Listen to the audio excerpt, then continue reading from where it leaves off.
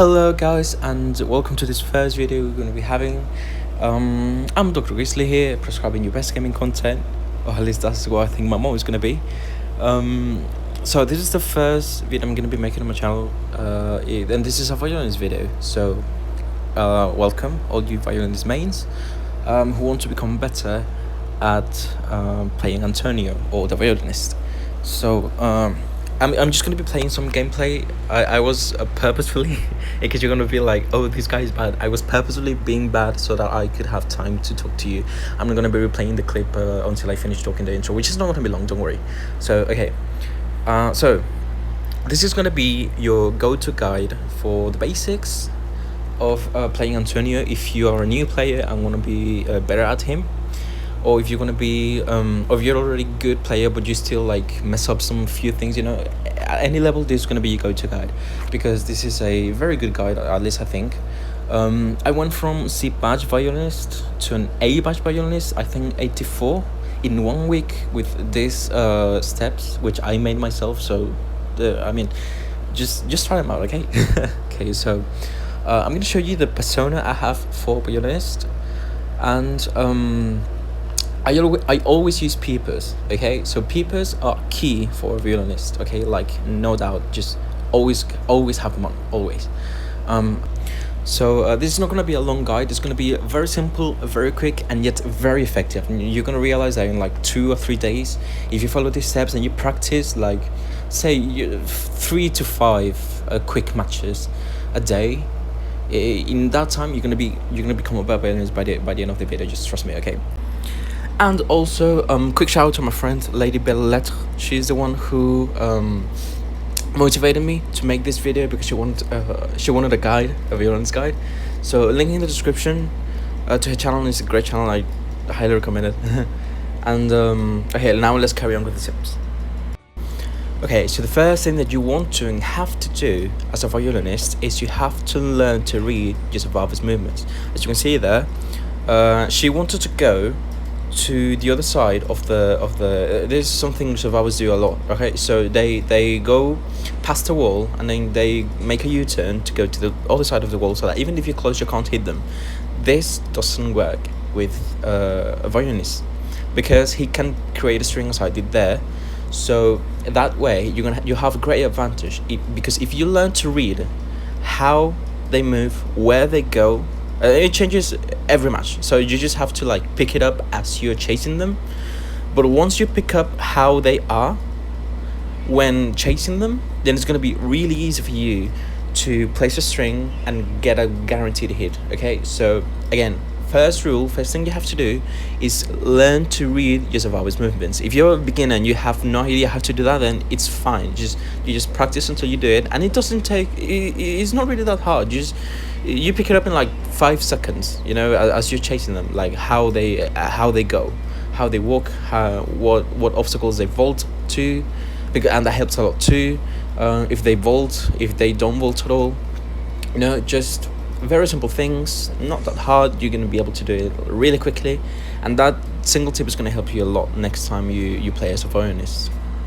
Okay, so the second tip I have for you is, when a survivor is going to rescue, put a note far behind and then immediately put a second note as they are trying to rescue. Now, this is probably a bit hard to do, but with a little bit of practice you're gonna be able to make it. Some survivors notice that what you're about to do, so they move away. So you just have to wait until they are doing the rescue thing, and then that's when you place it. It takes a bit of intuition as well. You just have to like guess.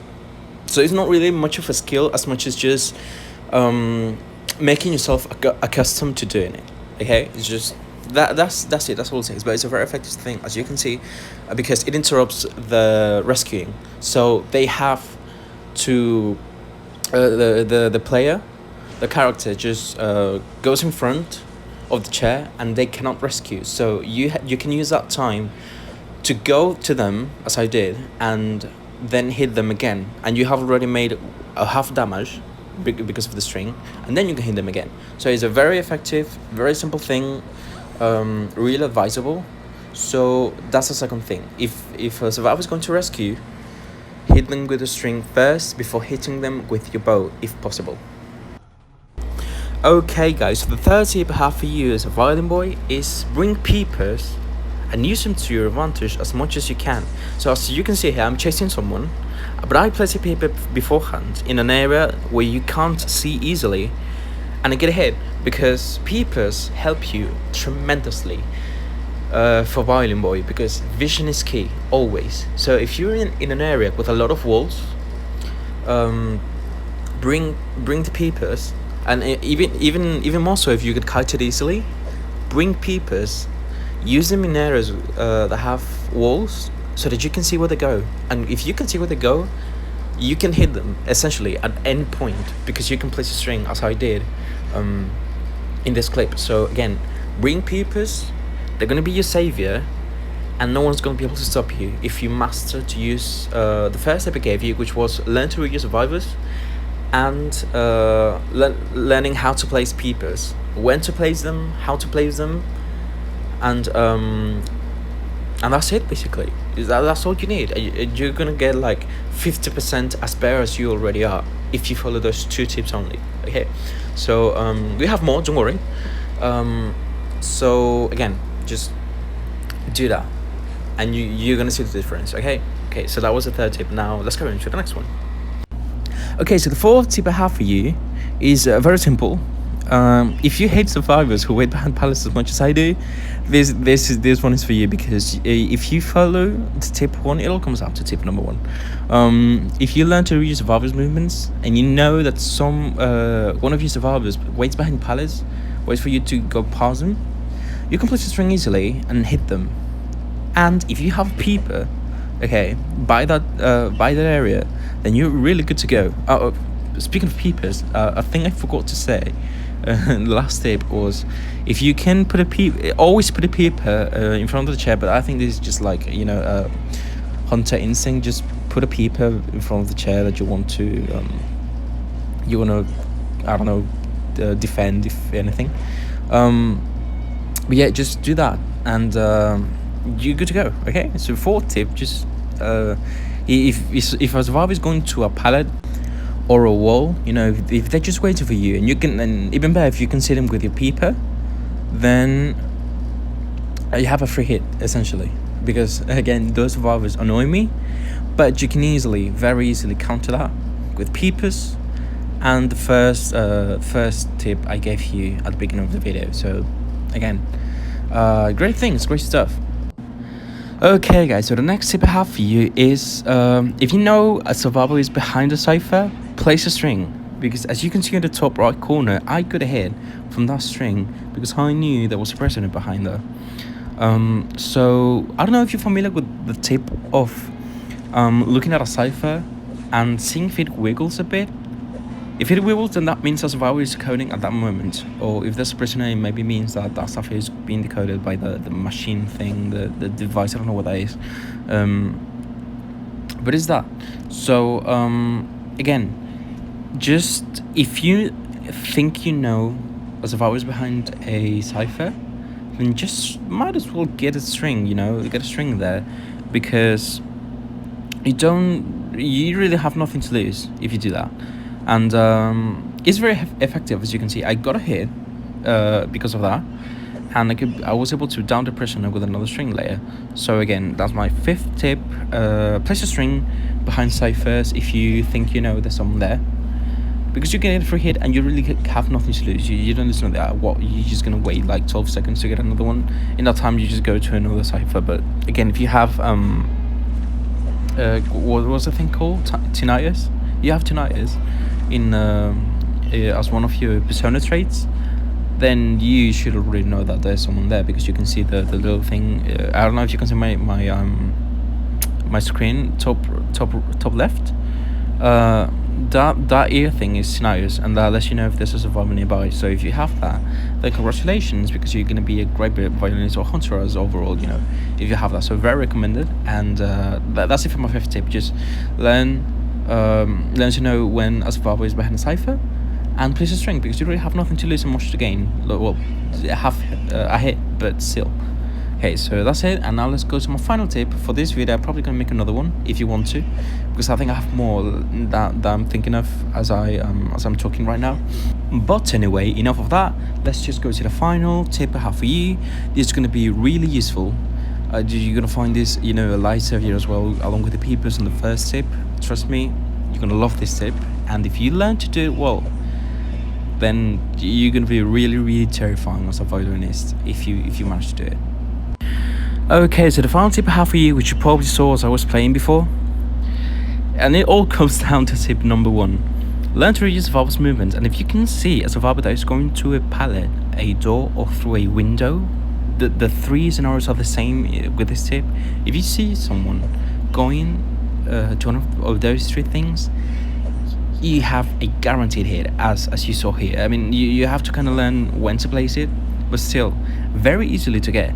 Just place a string, place a note a little bit further from the pallet, the door, or the window, and then place another note in front of you immediately, so that you can get a hit, as I just did there, because that trust me, that helps you a lot. Because if others think that they can and it works wonders in places that are easy to kite for survivors, like for example in Leo's Memory, I think. No, not Leo's Memory, in Arms Factory, the building with 3 windows.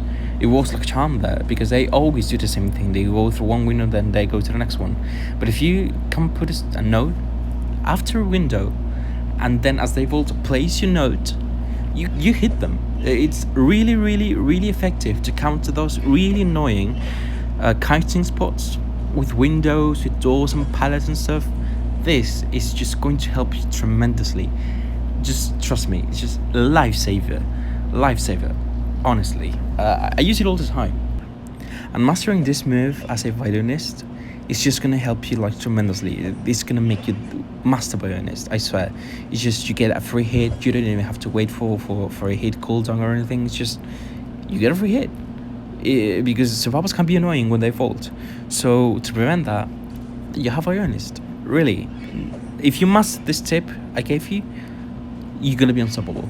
I swear. This is the key thing you need to learn to do to become a master violinist. I almost forgot to put the persona we ever have for violinist. That's it. The one you're looking at right now. I hope it works out for you. And that's it. That's what I have to teach you for now. I have a few more tips I thought of as I was making the video, so I'm probably gonna make another one. But that's it essentially. So I hope this guide was of help to you. And if there's any questions you have, put them in the comments. I'm gonna do my best to help you out. I'm an A-bass violinist because of these tips. When I started using them, which I'm not saying I made them up, but I didn't really watch a guide. I found out these things were helpful as I was playing, and that's what I kept doing. So I hope you liked the video. Please consider subscribing and leaving a like and a comment, because I really want to know what you think. And that's it basically. I hope you have a great day, a good night, good afternoon, whatever you're about to do. And that's it essentially. So leave a like, leave a comment, subscribe if you want to, please do, and I'll see you in the next time. Also, I don't know if you noticed, but all the matches I put in this video were real matches. Everyone gave permission to give the names, by the way, and I did that so that you could see how it works in a real match. Okay, that's it. Okay, bye and take care.